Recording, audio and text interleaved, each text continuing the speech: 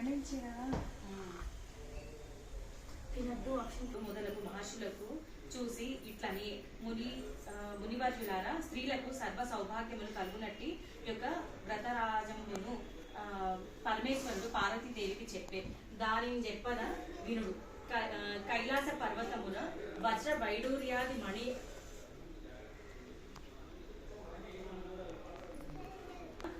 వైడూర్యాది మణిమయ ఖచ్చితంబగు సింహాసనంబునందు పరమేశ్వరుడు కూర్చుండి యుండ పార్వతీదేవి పరమేశ్వరునకు నమస్కరించి, దేవా, లోకంబున స్త్రీలు ఏ వ్రతం మొనర్చిన సర్వ సౌభాగ్యములు పుత్ర పౌత్రాదులను కలిగి సుఖంబుగా నుందురో అట్టి వ్రతం ఆన తీయవలని అని పరమేశ్వరుడు ఇట్లని. ఓ మనోహరి, స్త్రీలకు పుత్ర పౌత్రాది సంపత్తులు కలుగుంచేసేడి వరలక్ష్మి వ్రతంబును శ్రావణ మాస శుక్లపక్ష పూర్ణిమకు ముందు అలా ఆపేసుకోవచ్చు. పూర్ణిమకు ముందు వచ్చేది శుక్రవారం నాడు చేయవలయునని పార్వతీదేవి ఇట్లని. ఓ లోకారాధ్య, నీ వానతిచ్చిన వరలక్ష్మి వ్రతము నెట్టు చేయవలయును. ఆ వ్రతములకు విధి ఏమి? ఏ దేవతను పూజించవలయును? పూర్వం ఎవరిచే ఈ వ్రతం ఆచరింపబడియే? వీని నెల్ల వివరముగా వచింపవలయునని ప్రార్థించిన పరమేశ్వరుడు పార్వతీదేవిని గాంచి, ఓ కాత్యాయని, వరలక్ష్మి వ్రతము సవిస్తరముగా చెప్పేది. మగధ దేశమున కుండి నంబనొక పట్టణము కలదు. ఆ పట్టణమున బంగారు ప్రాకారంబులతోడను బంగారు గోడలు గల ఇండ్లతోనూ కూడి ఉండేది.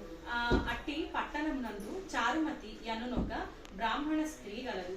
ఆ వనితామణి పెనిమిటి దేవునితో సమానముగా దరచి ప్రతిదినంబున ఉదయంబున మేల్కాంచి స్నానము చేసి ఆ పుష్పములచే భర్తకు పూజ చేసి పిదప అత్తమామలకు అనేక విధములైన ఉపచారములను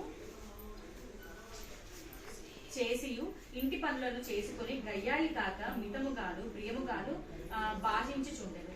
ఇట్లుండ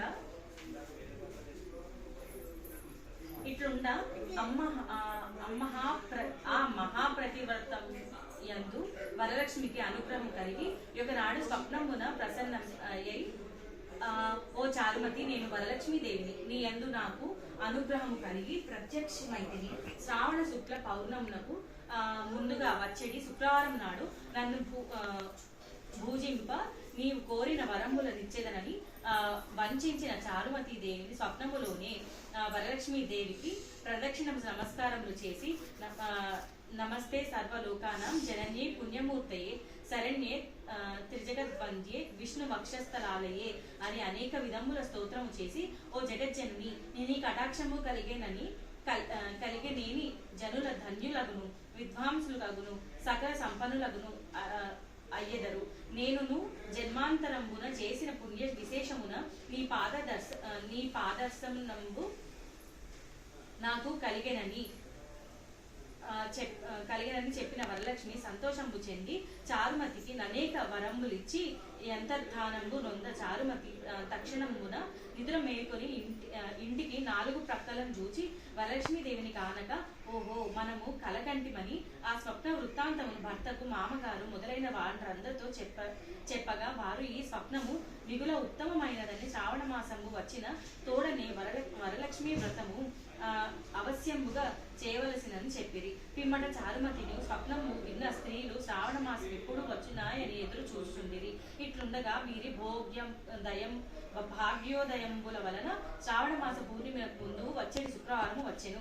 అంత చారుమతి మొదలగు స్త్రీలందరూ ఈ దినం వేగదా వరలక్ష్మీదేవి చెప్పిన దినం వని ఉదయంబుననే మేల్కాంచి స్నానంబులంజేసి చిత్ర వస్త్రంబులను కట్టుకొని చారుమతీదేవి గృహమున ఒక ప్రదేశమునందు గోమయముచే నలికి మంటపం ఏర్పరిచి అందుక ఆసనంబు వైచి దానిపై కొత్త బియ్యం పోసి మర్రి చిగుళ్ళు మొదలగు పంచపల్లవంబులచే కలసం వేర్పరిచి యందు వరలక్ష్మీదేవిని ఆవాహనము చేసి చారుమతి మొదలగు స్త్రీలందరూ మిగుల భక్తియుక్తులై సాయంకాలమున పద్మాసనే పద్మకరే సర్వలోకైక పూజితే నారాయణ ప్రీతే దేవి సుప్రీత భవ సర్వదా అను నీ శ్లోకముచే ధ్యాన వాహనాన్ని షోడశోపచార పూజంబులు చేసి 9 సూత్రములు గల తోరమున దక్షిణ హస్తమున కట్టుకొని పూనుకొని వరలక్ష్మీదేవికి నానావిధ భక్ష్య భోజ్యంబులను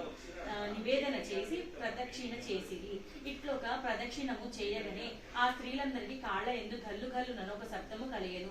అంతా కాళ్లను చూచుకొనిన గజ్జెలు మొదలగు ఆభరణములు కలిగి ఉండ చారుమతి మొదలగు స్త్రీలందరూ ఓహో వరలక్ష్మీదేవి కటాక్షము వలన కలిగినవని పరమానందము నుండి మరి ఒక ప్రదక్షిణము చేయగా హస్తములందు దగదగాయమానంబుగా మెరయుచుండు నవరత్న ఖచ్చితంబులైన మొదలగు నాభరణముల ఉండుట గనిరి.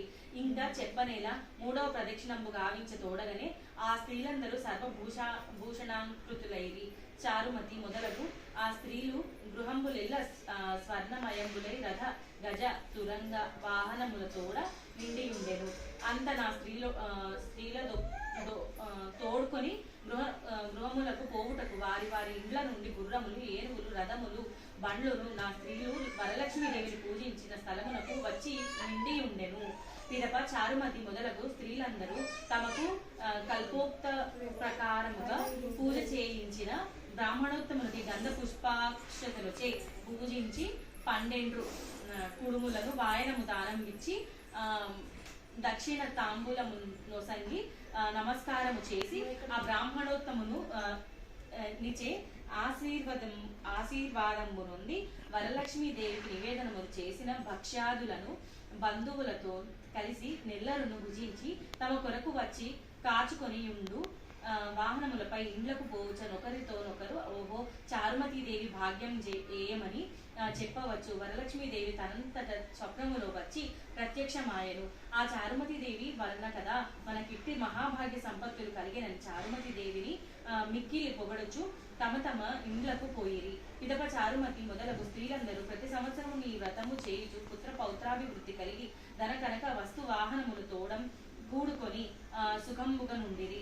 కావున ఓ పార్వతి ఈ ఉత్తమమైన వ్రతమును బ్రాహ్మణాది 4 జాతుల వారును చేయవచ్చును.